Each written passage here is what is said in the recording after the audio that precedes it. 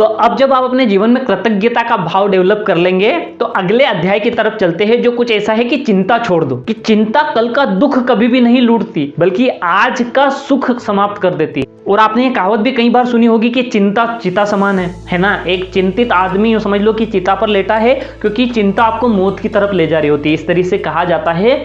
और ये भी कहा जाता है कि चिंता एक दीमक की तरह है, जैसे एक दीमक धीरे धीरे धीरे धीरे करके लकड़ी को खत्म कर देता है, वैसे ही चिंता, अगर आप लगातार चिंतित है, लगातार चीजों को लेकर हमेशा चिंता में रहते हैं, तो वो चिंता आपके जीवन को उसी तरह समाप्त कर देगी। और इस अध्याय में गोपाल दास जी अपने जीवन का एक किस्सा शेयर करते हैं कि जब उन्होंने सोशल मीडिया प्लेटफॉर्म्स पर अपने व्याख्यान और चीजें डालना शुरू करा था, तब उनकी एक कोई क्लिप वायरल हो गई थी, जिसमें उन्होंने साधुओं के बारे में, सन्यासियों के बारे में, कई सारे लोगों के बारे में कई सारी चीजें उन्होंने बोल दी थी।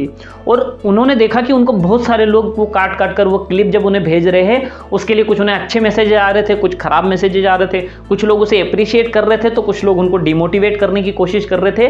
तो उन्हें लगा कि यार ये चीज अब कहीं ना कहीं उनकी समाज में रहना मुश्किल कर देगा, या जो लोगों के बारे में उन्होंने बोला शायद वो उसके खिलाफ एक्शन न ले ले, या लोग उनके बारे में क्या सोचेंगे। उनमें से बहुत सारे लोग तो ऐसे थे जो उन्हें बहुत करीब से और अच्छे से जानते थे, और ये सारी चिंता उन्हें खाए जा रही थी। वो बड़े परेशान थे, बड़े दुख में थे, उन्हें रात भर नींद नहीं आई।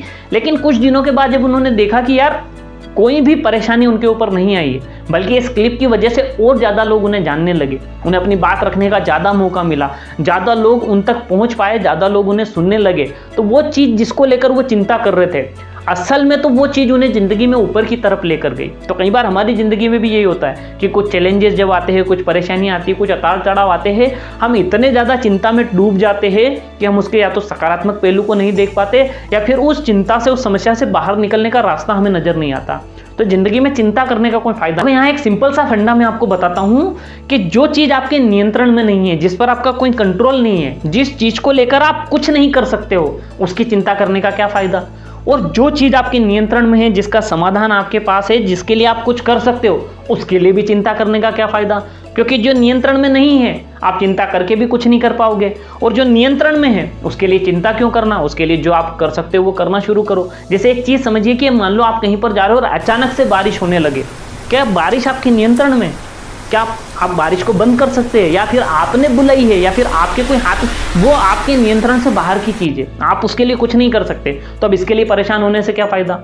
और अब दूसरी चीज आप नियंत्रित क्या कर सकते हो भाई, आप छाता ले सकते हो, आप रेनकोट ले सकते हो, आप टैक्सी में जाकर बैठ सकते हो, आप कहीं पर रुककर इंतजार कर सकते हो। तो ये आपके नियंत्रण वाली चीज है, इसमें आप कोई कदम उठा सकते हो। तो अब बारिश आने लग गई, उसके लिए चिंता क्यों करना, आपके नियंत्रण में नहीं है। समाधान आपको, आपके हाथ में है, आप नियंत्रित कर सकते हो, तो वो आपको करना चाहिए, उसके लिए चिंता क्या करने की जरूरत। तो चिंता हमेशा साइड में रखो, उसकी बजाय समाधान खोजो। इसका एक और बहुत अच्छा और पुराना एग्जांपल है जो अक्सर मैं अपने सेशंस में भी देता हूं। एक बार क्या है कि शर्मा जी अपने बेड पर लेटे हुए थे और रात को 2 बजे लगातार करवट बदले जा रहे थे। अब उनकी पत्नी बड़ी परेशान थी इस हरकत की वजह से, आज इनको क्या हो गया, ये क्या कर रहे हैं। तो पत्नी ने उनको जगाया और उनसे पूछा कि क्या बात है, आप बड़े परेशान लग रहे हो। बोले हाँ, मुझे बड़ी टेंशन है।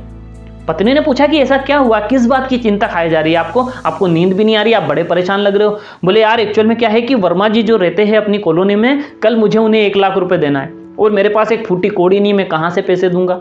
अब पत्नी ने कहा कि यार इसका क्या किया जाए। तो पत्नी ने रात को 2 बजे ही वर्मा जी के घर फोन लगा दिया।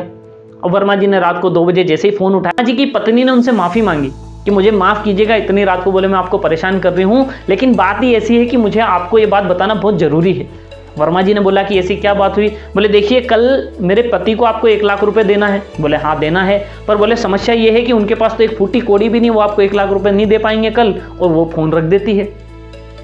अब जैसे ये घटना घटती है, शर्मा जी बड़े चैन से सो जाते हैं, लेकिन अब वर्मा जी जाग रहे पूरी रात। क्यों? क्योंकि जो चिंता पहले शर्मा जी कर रहे थे, वो चिंता उन्होंने किसको ट्रांसफर कर दी, उन्होंने वर्मा जी को ट्रांसफर कर दी। तो दोस्त, चिंता हमारी जिंदगी में बड़ी परेशानी क्रिएट कर सकती है। तो अद्भुत रहस्य का ये सबसे बड़ा फॉर्मूला है कि जो चीज आपके नियंत्रण में नहीं है उसकी चिंता करना छोड़ दो, और जो आपके नियंत्रण में है उसकी चिंता करने से क्या मतलब, जो समाधान है उसके ऊपर ध्यान दीजिए। अब अगले अध्याय की तरफ चलते हैं। तो वो अध्याय कुछ ऐसा है कि संवेदनशीलता के साथ अभिव्यक्ति। संवेदनशीलता क्या होती है, आप सिंपल सा समझिए कि एक इमोशंस होता है ना, एक भावनाओं की तरफ ये हमें जिंदगी में लेकर जाता है। क्योंकि देखिए कई बार हमें तरह तरह के लोग मिलते हैं, हमारी तरह तरह के लोगों से मुलाकात होती है, और जब भी हम पहली बार किसी को देखते हैं तो हम अपने दिमाग में एक अंदाजा लगाना शुरू करते हैं कि यार ये किस तरीके का आदमी होगा, किस तरीके का काम करता होगा, किस तरीके का व्यवहार होगा, क्या आदमी है। या फिर हम पहली बार किसी व्यक्ति की किसी कार्य को देखकर, उसके किसी काम को देखकर उसके बारे में एक राय बना लेते हैं। लेकिन हर व्यक्ति की अपनी एक कहानी होती है, हर व्यक्ति की लाइफ में अपने चैलेंजेस होते हैं, हर व्यक्ति की अपनी एक स्टोरी होती है, और जब तक हमें वो स्टोरी पता ना चले, जब तक हमें वो पूरी कहानी के बारे में पता ना हो, हम उसके बारे में कोई भी अंदाजा नहीं लगा सकते। क्यों? क्योंकि हमें तो पता नहीं ना, क्योंकि हम किसी एक घटना को देखकर, किसी एक व्यवहार को देखकर, या किसी एक बात से किसी व्यक्ति के पूरे जीवन के बारे में कोई भी अंदाजा नहीं लगा सकते। हो सकता है कि उस परिस्थिति में वो जिस तरीके का काम कर रहा है, हो सकता है उसकी मजबूरी हो। फॉर एग्जांपल देखिए कि एक व्यक्ति है जो मान लो IAS या किसी बड़े एग्जाम की तैयारी कर रहा है, लेकिन उसकी फाइनेंशियली स्थिति उतनी अच्छी नहीं है, तो वो क्या करता है कि पार्ट टाइम में कोई वेटर का जॉब कर रहा है, या किसी डिलीवरी बॉय का जॉब कर रहा है, या कोई भी एक काम कर रहा है ताकि उसका खर्चा चल सके। लेकिन उसका जो मेन फोकस है, उसकी जो मेन तैयारी है, वो शायद हो सकता है कि कुछ बड़ी हो। आप आज उसके काम को देखकर ये अंदाजा लगा सकते हो कि ये तो वेटर है या डिलीवरी बॉय है, या ये जो भी काम करता है, आप उस काम के को लेकर उस व्यक्ति के जीवन के बारे में एक अंदाजा लगा सकते हो। लेकिन कुछ महीनों के बाद या कुछ सालों के बाद आप देखेंगे कि वही आदमी किसी प्रतिष्ठित पद पर बैठा है, बिकॉज ऑफ, क्योंकि आपने उसकी पूरी लाइफ नहीं समझी, आपको पूरा उसके बारे में नहीं पता है। आपने सिर्फ एक घटना को लेकर, एक सिचुएशन को लेकर, एक कंडीशन को लेकर आपने उसके बारे में जजमेंट किया है। और एक जमाना था जब लोग ये कहते थे कि आंखों देखी और कानों सुनी बात पर तो भरोसा करना पड़ेगा।